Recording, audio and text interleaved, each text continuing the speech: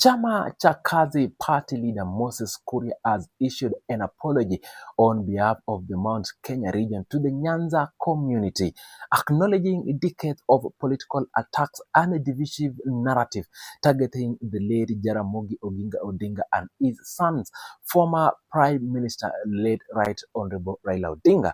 Kuria delivered the message through his social media X account on December 31st, 2025 in what appeared to be his end-year statement, reflecting on political history and relations between the two regions.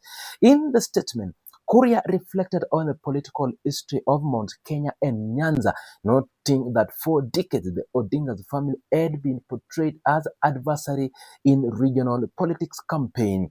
He said that the political narrative portraying Jaramogi Oginga Odinga and Raila as enemies had influenced generation of political mobilization and had been deeply entrenched in the region's political culture. The courier acknowledged that this portrayal had been widely accepted in Mount Kenya for over 60 years and described it as a tool used for political advantage. Kuria said the strategy of painting the Odinga's family as adversaries was a deliberate political tool that shaped voters' perception over many election cycles. He stated that the political messaging presented Jaramogi and Raila as the devil in order to mobilize community while comparing political opponents to angels. He said this narrative had been effective in political campaigns, but acknowledged that it was wrong and had contributed to long-standing division. The apology was presented as a sincere attempt to address the long-standing rift between the Mount Kenya and Luo community. Korea emphasized that the past political rivalries should not continue to divide people, and he framed the apology as a gesture of goodwill towards the Luo nation. He said the Kikuyu community and the Mount Kenya people largely were responsible for the apology and should not allow all the political narratives to continue into the future. Kuria said that neither former President Uhuru Kenyatta nor the people of Mount Kenya should be seen as enemies of the Luo community. He urged communities not to let themselves be used as a tool for political mobilization or continue sustaining the adversarial narrative. He added that the circles of portraying the Odingas as political enemies should not be repeated for another 60 years.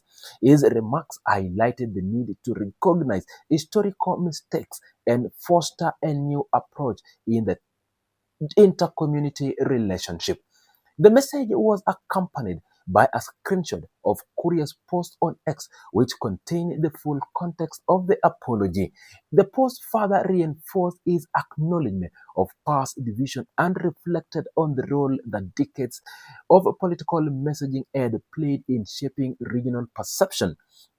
Kuria's communication formed part of his broader end-of-year message to the nation delivered in a period when political tension and public scrutiny were heightened. The timing of Kuria's apology coincided with the preparation of the 2027 general election period in Kenya, often characterized by heightened political activities and increased attention to ethnic and regional dynamics. Korea's statement entered a public discourse at the moment when voters and political parties were beginning to position themselves ahead of the national election. His remarks addressed both the past and the need for communities to avoid repeated divisive patterns. Kuria's statement also reflected on a political history of the late Raila Odinga. Raila attempted 5 presidential bids during his lifetime but did not succeed in winning the presidency. Each election campaign involved a national level competition and required building coalition across different regions. Korea message highlighted how historical political narratives had influenced the reception of Raila's campaign, particularly in the Mount Kenya region.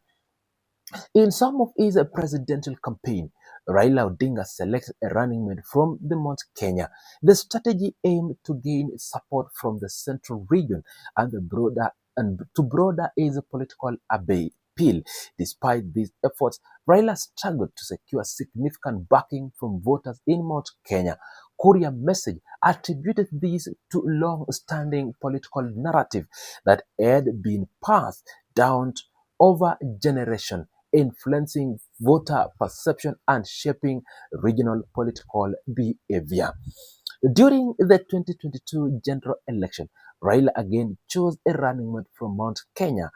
He also received public backing from former President Uhuru Kenyatta. Even with this support, Raila campaign gained limited traction in the region. Kuria's message indicates that the lack of support was partly due to historical narrative that had influenced the political mindset of voters in Mount Kenya, continued the pattern he described in his reflection to past election.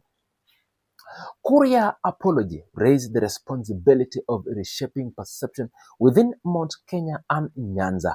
He did not provide details on how the message would change political behavior, but he framed the apology as a meaningful acknowledgement of past wrongs. He encouraged communities to reflect on historical mistakes and to avoid allowing divisive narrative to continue in the future.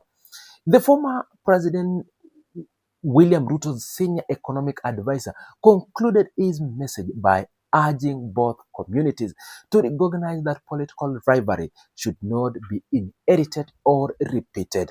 He highlighted the importance of acknowledging historical wrongs while focusing on peaceful coexistence as the nation approached the next election cycle.